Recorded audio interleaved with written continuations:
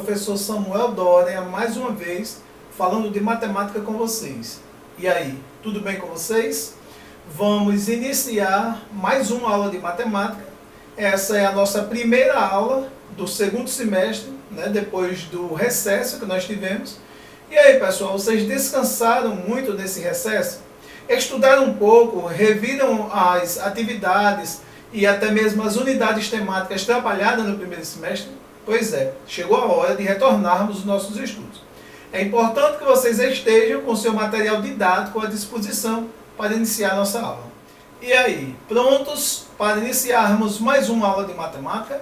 Então, pessoal, é importante que a gente não esqueça que o nosso componente curricular continua sendo matemática. Essa aula tem como público-alvo vocês alunos do 5º ano do ensino fundamental.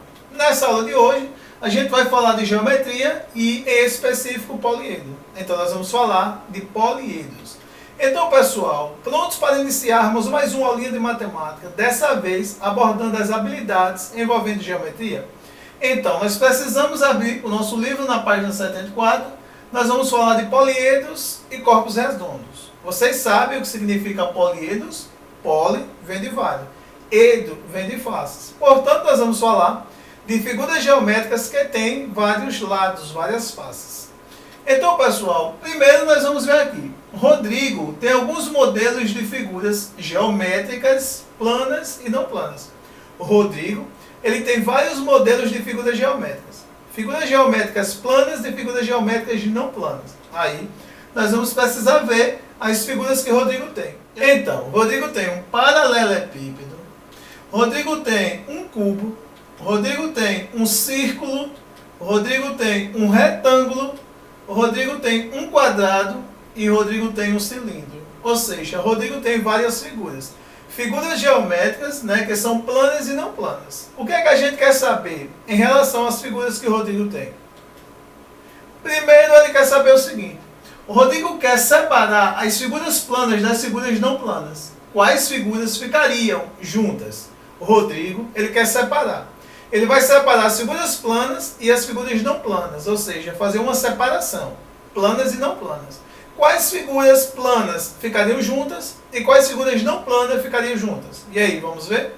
Então, nós vamos ver o seguinte, nesse lado, nós vamos colocar as figuras planas. Nesse daqui, nós vamos colocar as figuras não planas. E aí, pessoal, quais figuras vocês colocariam aqui nas figuras planas? Olha, nas figuras planas eu coloquei o círculo, coloquei também o retângulo e coloquei também o quadrado. Então, eu separei as figuras planas, coloquei elas juntas, e aqui agora eu coloquei as figuras não planas. Eu disse que não planas são o cubo, eu disse que não planas são o cilindro, e eu disse que o paralelepípedo também é uma figura não plana. Preste atenção que a diferença existente entre elas. As figuras não planas, né, elas não ficam toda contida sobre o plano. Já a figura plana, ela fica toda contida sobre o plano. Ao desenhar uma figura plana, é fácil a gente perceber que ela está toda contida sobre o plano. A figura não plana, não. A gente diz que a figura não plana, ela é tridimensional. Ela tem 3 dimensões. Ela tem comprimento, largura e altura. A gente diz que a figura plana, ela tem somente 2 dimensões. É bidimensional. Tem comprimento e largura, ou comprimento e altura. Pessoal, então, e aí, vocês entenderam a diferença existente entre figuras planas e não planas?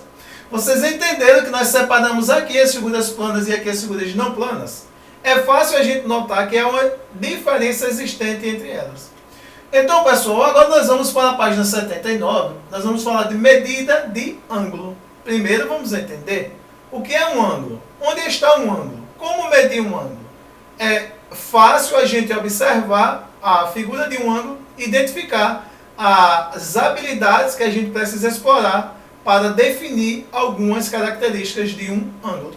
Primeiro, pessoal, olhe, para medir um ângulo é preciso medir sua abertura. Cada abertura está associada a uma medida em graus. A unidade de medida de ângulos é o grau. Para a gente medir um ângulo, a gente mede a sua abertura. E aí a gente, né, nós temos aqui, que aqui é um ângulo. Essa região aqui, que ele chamou de abertura, é a região que nós vamos medir. É ali que está o grau da abertura desse ângulo. Nós temos aqui outro ângulo, onde ele tem uma outra abertura menor, E aqui a gente também vai dizer que é aqui que está o grau de medida desse ângulo. Pessoal, presta atenção. Para a gente ter um ângulo, a gente precisa ter esse pontinho aqui chamado de vértice. Desse pontinho precisa partir no mínimo 2 semi-retas. Então o espaço existente entre essas 2 semi-retas aqui, que é justamente a abertura, é ali que está localizado o ângulo. Então aqui nós estamos dizendo que nós temos um ângulo, que a gente poderia nomear, que esse ângulo ele está situado em uma abertura existente entre 2 semi-retas. Há também um ângulo aqui, que ele é chamado de ângulo externo, mas a gente vai explorar isso depois. Pessoal, então, ele diz o seguinte: quanto maior a abertura do ângulo, maior é a sua medida. Então eu estou dizendo que a abertura desse ângulo é maior que a abertura desse. A medida desse ângulo em graus é maior que a medida desse ângulo em graus. Então, pessoal, aí agora nós vamos para a página 81 para falar de polígonos. Então, na página 81, a gente vai dizer o seguinte: polígono é uma figura plana, fechada, cujo contorno pode ser traçado com uma régua. Então, polígono é uma figura plana fechada, e o contorno desse polígono, dessa figura plana, pode ser traçado com uma régua. Então, pessoal, aqui eu tenho polígonos, exemplos de polígonos. Figuras planas fechadas e que o contorno chamado de lado, né, a gente pode traçar com uma régua. Aqui são polígonos. Aqui também eu coloquei exemplos de não polígonos. Então aqui são figuras que não representam polígonos. Algumas são até abertas. Então há uma diferença existente entre polígonos e não polígonos. Pessoal, ele diz o seguinte aí: elementos formadores de um polígono. Nós vamos ver quais são os elementos formadores de um polígono. Primeiro eu vou ter o pontinho chamado de vértice. Depois eu vou ter um outro pontinho chamado de vértice. Um outro pontinho chamado de vértice. Aí eu vou ligar esses pontinhos por um segmento de medida que vai ser o lado do polígono. Então eu liguei, eu uni, né, os vértices por um segmento de medida. Então, pessoal, aqui eu escrevi um polígono. Esse polígono ele tem 3 lados, ele tem 3 vértices e ele vai ter 3 ângulos. Os ângulos podem ser internos e externos. Então aqui são os elementos formadores dos polígonos. Aqui os ângulos. Olha. Essas partes internas são ângulos, mas há as externas que também são ângulos externos. Então, pessoal, aqui é um polígono. Então, nós estamos dizendo que nós precisamos escrever vértices, escrever arestas ou lados, né? O segmento de medida que une 2 vértices, ele é chamado de aresta, mas é o lado do polígono também. E a gente precisa escrever os ângulos internos, no caso desse polígono aqui, que é um triângulo, nós escrevemos os ângulos internos de um triângulo. Aí, pessoal, a gente pode classificar os polígonos. O que é classificar um polígono? É dar um nome específico àquele polígono. Mas para a gente dar um nome específico a um polígono, a gente precisa observar 2 coisas. Tanto a quantidade de lados, quanto a quantidade de ângulos. Então a gente pode nomeá-lo pelos lados ou pelos ângulos. Então eu coloquei aqui alguns polígonos e os seus nomes. E eu disse por quê. Olha, o primeiro polígono e o menor, com a menor quantidade de lados que a gente pode escrever, é o triângulo. Ele tem 3 lados, por isso é chamado de triângulo. Eu tenho o segundo, que é o quadrilátero. Ele tem 4 lados, então ele é chamado de quadrilátero. Eu tenho um outro chamado de pentágono. Penta vem de 5, pentágono tem 5 lados. Pessoal, então presta atenção que eu nomeei aqui, classifiquei alguns polígonos de acordo com a quantidade de lados. Mas eu também posso classificar os mesmos polígonos pela quantidade de ângulos. Ou seja, aqui eu posso dizer que um quadrilátero, em relação aos lados, pode ser chamado de um quadrângulo em relação aos ângulos. Eu posso dizer que o pentágono, olha, o pentágono aqui já não é em relação aos lados. Se fosse em relação ao lado, seria pentalátero. Aqui é em relação aos ângulos. Hexágono, hexágono em relação aos ângulos. É hexalátero em relação aos lados. Então, pessoal, é importante que a gente fique atento a essas habilidades.